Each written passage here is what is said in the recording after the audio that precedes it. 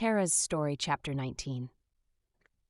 Good job, you guys, Cap approved, rubbing his eyes, which had become bloodshot from lack of sleep, and rolling his shoulders, which ached from the tension of the day. Brian was slumped on Cap's sofa, while Terra paced off to one side, afraid to stop moving for fear she'd collapse. "What do you have, Joni?" Joni shuffled through the papers in a file that was growing fatter and fatter as she researched every new lead.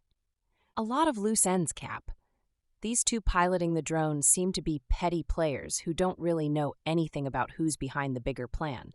They were just promised a piece of the ransom and kept compartmentalized.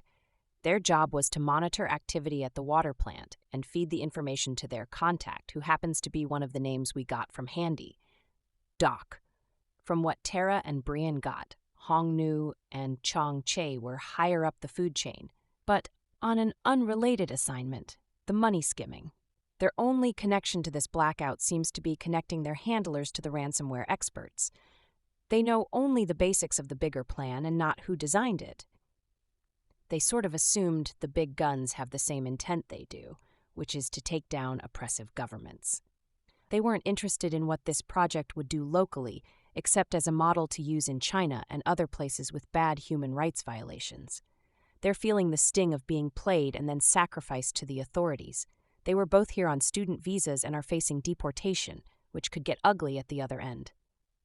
"Any luck on the other names from Handy?" Cap pushed. "We're narrowing it down, but it's hard with just half a name." "Really? Bucky? Doc? Mac?" "There are 11 possibilities from the personnel files at Mugbook.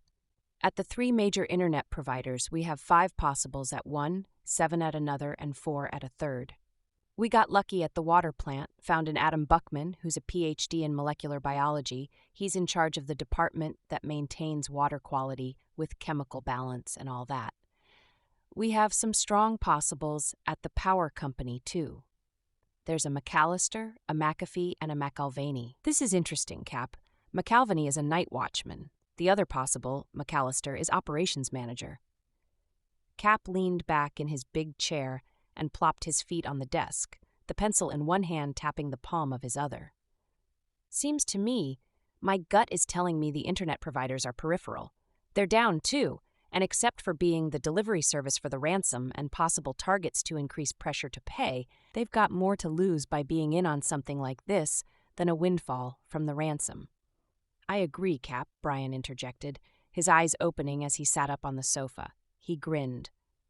"You could say they're getting their ransom every month from all their subscribers, and the long game is looking really good for technology companies.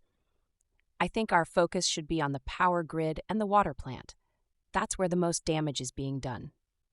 Terra paused in her pacing. "Do we have any reports on how the grid was shut down? Like, are there breaks in key delivery lines? Generators down? Any estimations about if and when power can be restored? What about the terms of the ransom demand? How much, by when, and what's the promise if it were paid?" Cap's feet hit the floor and he stood to start pacing the other side of the room. 12 million. They want 12 million within 48 hours.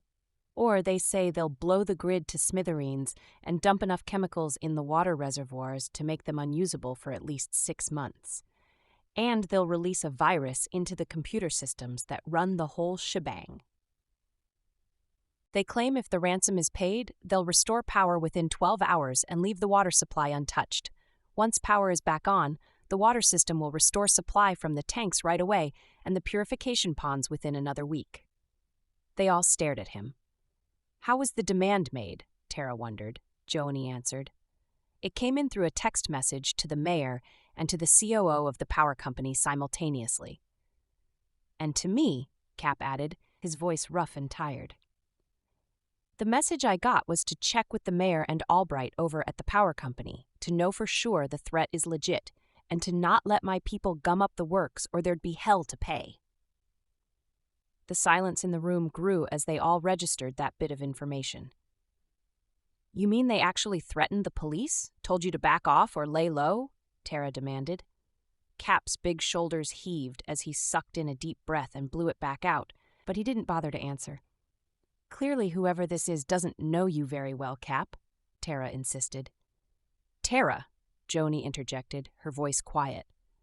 She waited until Terra turned her way. The text didn't come in on Cap's normal department cell phone. It came in on Cap's undercover phone, the burner only he and I know about, the one he's using this month to connect with agents running a sting. We get a different burner every month. Terra's eyes widened and her mouth fell open. Brian stopped pinching the top of his nose and put his glasses back on, glancing from Joni to Cap to Terra and back again. Otherwise, he was unmoving, his posture stiff and still on the sofa. Cap stopped behind his desk and slapped the surface, hard, his face a study in frustration. Yes, folks, we seem to have a traitor in our midst. You mean someone in the department is in on this? Terra whispered. Are you sure that you and Joni are the only ones who know the burner phone setup? Brian spoke up. Obviously not, Terra, or the text wouldn't have come in that way. The question is, how did someone else get hold of this information? It's sure a side note to the whole situation, to directly challenge law enforcement while holding the county hostage. He turned to Cap. Do you have any idea who the leak is, or how? Cap's big head swung from side to side, his weariness evident. Not yet. The ransom demand just came in a few hours ago. Joni and I have been brainstorming, but we've got nothing yet. And honestly, my mind is swirling. This last piece, I can't wrap my mind around it until I get some sleep. If I can sleep. Christine says she got some prescription sleeping pills this time. Maybe these will work. It's late. Time we all take a break. Go home. Do what you have to do to get back here fresh and sharp. 6 a.m. Joan has Allison digging for rap sheets on Handy's names during her shift tonight, and also looking for any other possible connections between players. Jefferson has been brought into the loop to look for holes in security around my burner phone. Ramirez and Beauregard are working with the mayor and Albright on the ransom demands. We'll make sure there's fresh coffee in the morning, and maybe we'll have something to munch on besides donuts. Everyone groaned, Cap's attempt at humor falling as flat as 2-day-old Coke. They were a ragtag bunch as they straggled out of his office. Terra, Brian called quietly as he strode to catch up with her. She turned to find his eyes on Joni, who had left Cap's office first and was a few steps ahead of them down the hall. Is it my imagination? Did Joni's back just straighten and her steps slow? What, Brian? She stopped and waited. He half-whispered, I know you and Joan are good friends, besides work partners, and I was wondering if she... Before the words were out of his mouth, before Terra could open hers, Joni stopped, turned, and marched the few steps back to where they stood. She gazed up at him. What, Brian? Are we in junior high? If you have a question, you don't have to go through my friend. You can ask me directly. You were wondering if I... She waited for his response. He flushed, but held her gaze. I was wondering if you're available. Joan tilted her head and let her gaze wander around his face before meeting his eyes. I could be available, if I didn't work all the time. The corners of her mouth quirked into a smile. And you? A big grin spread across his face and into his eyes, lighting them up behind his glasses. Same. Want to grab something to eat before you head home? She thought a moment, trying to remember the last time she'd grocery shopped. Now that you mention it, I'd better. There's nothing in my fridge but some dried-up apples. Terra started to step around them. You kids have fun, but Brian and Joan each grabbed an arm. No, come with us. You've got to eat, too. But where's anything going to be open? No power, remember? Terra protested. Boo's Bistro is open, by special request of the department, Cap informed them as he brushed past them in the hall. She's got a gas stove in the kitchen, and we supplied some emergency lighting. Most of the department runs a tab with Boo anyhow, so she's good without the cash register. Joni grinned. I was just gonna say, and boy, does a bowl of Boo's split pea soup and garlic bread sound good right about now. Come on, you guys,